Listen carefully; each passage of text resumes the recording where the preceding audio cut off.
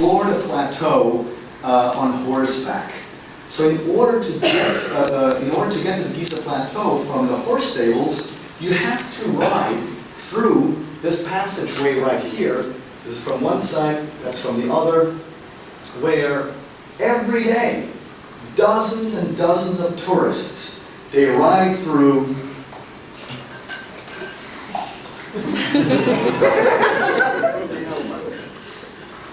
and nobody has ever said, "Stop! Look at this shit." Nobody. And to me, it's like, what is wrong with people? What is going on in our heads? That we can actually, when you ride through this, all you have to do is you go like this and you can touch that 250-ton rock. But nobody cares. Well, I'm here to see the pyramids. Okay, let's get to the pyramids. And while they're racing to the fucking pyramids, they're going through this. No, we're here to see the... But they're missing out on the other stuff that's on the Giza Plateau, that's right in front of our eyes.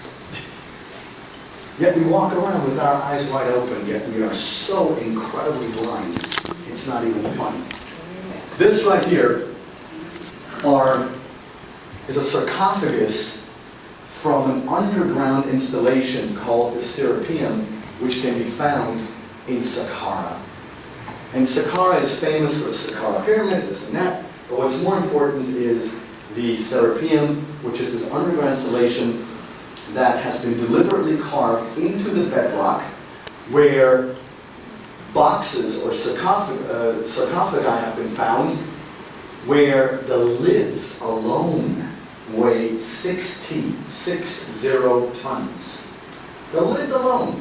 And they've all been brought in from as far away as Aswan.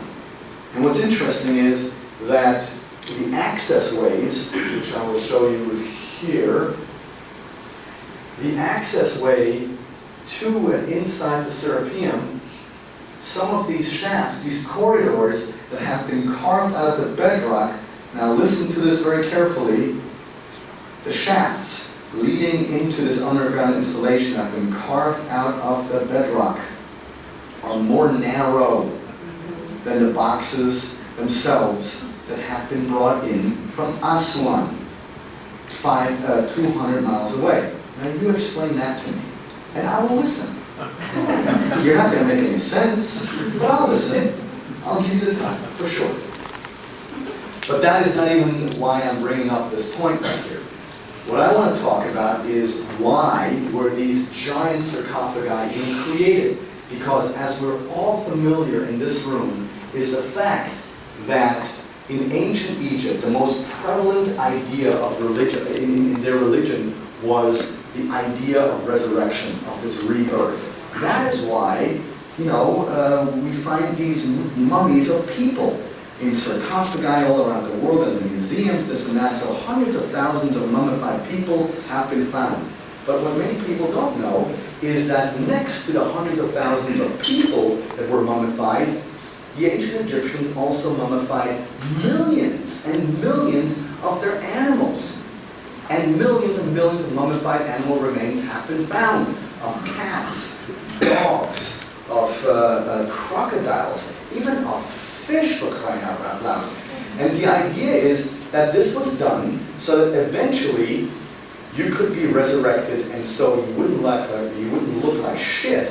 You would be preserved as an actual human being, and so that was the idea why these the Egyptians had such an incredible technique of mummification, which, by the way, was taught to them by none other than the guardians of the sky. But that's a whole different story.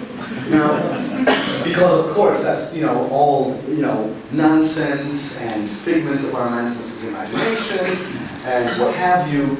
So at the time when the Serapeum was first discovered, we have to remind ourselves that all of this was buried deep underground and was covered by the times of sand. Where is the sand of time? Is it the sand of time or the time of sand? I don't know. I have to tell you, when sometimes I say something and it sounds funny, it's because English is not my first language. There's like 5 other languages in there floating around. So bear with me, or whatever. If you don't understand something, raise your hand and I will re-explain it. But the archaeologists, they had to free up all these places in order to even reach these giant boxes. And when they finally did reach them, they actually discovered these boxes, and they thought, holy crap, for the first time, we'll be able to open a sarcophagus that will contain the remnants of the sacred Apis bull. Now, the sacred Apis bull in ancient Egyptian religion was significant because he was a creation by the gods. He actually descended from the sky, and wherever he showed up, he would wreak havoc. He would destroy everything. He would impale people with his horns. It was just an absolute monstrosity, a horrible, horrible creature. Yet he was considered sacred because the extraterrestrials told the people, this is our creation. You cannot touch it. And so they didn't, out of fear, of course. And so when the archaeologists then started, when they uncovered these niches with these boxes, they actually thought that they would find the remnants of the Apis bull inside. And so in front of the world press at the time, they opened the first sealed box.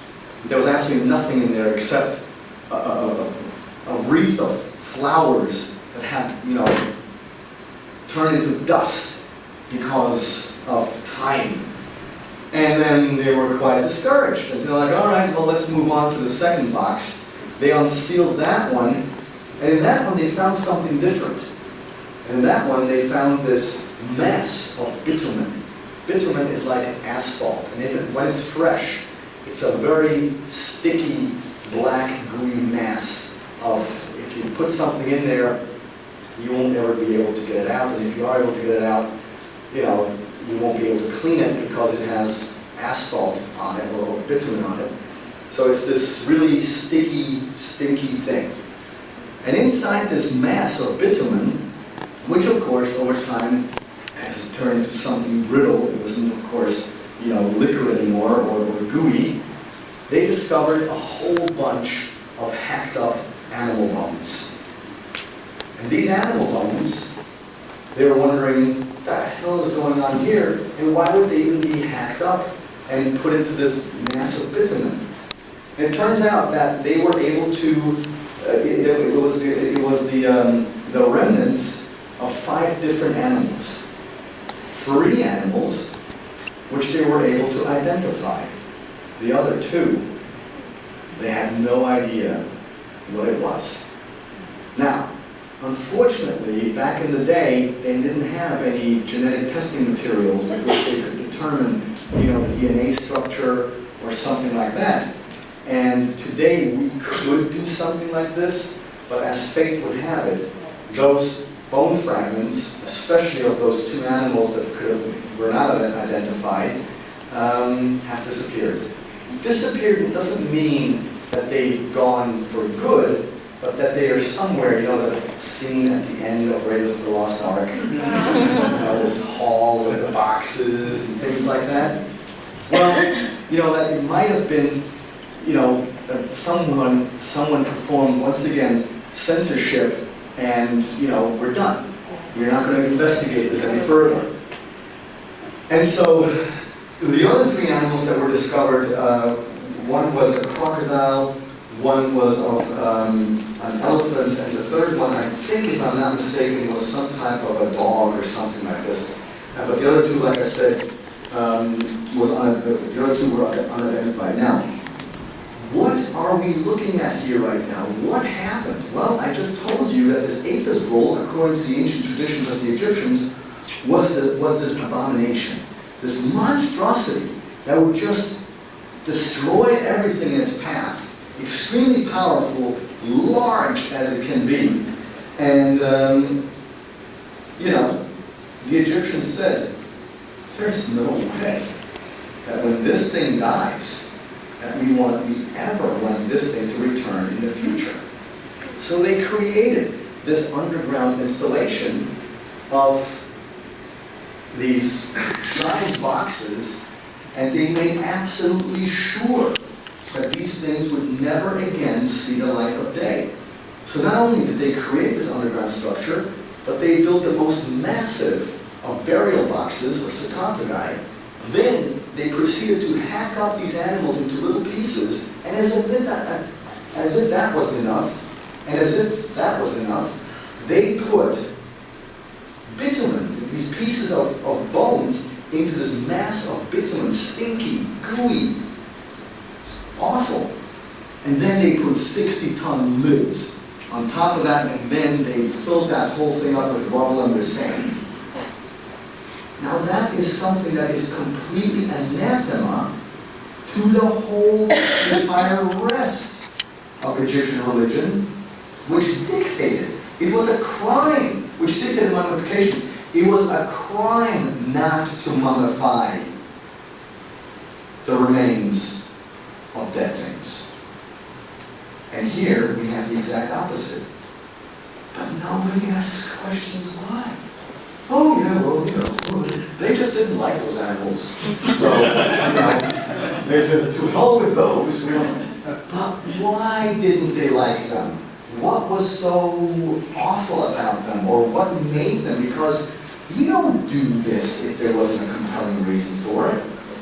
And so, we have these stories in ancient Egypt, like Anubis and all these Egyptian gods. We have to start asking ourselves, because during Egyptian rule, especially during the rule of Pharaoh Akhenaten, he is the one who decreed as law that anything that was carved during his time had to be as lifelike as possible. There was no symbolism going on through King Akhenaten's or Pharaoh Akhenaten's reign.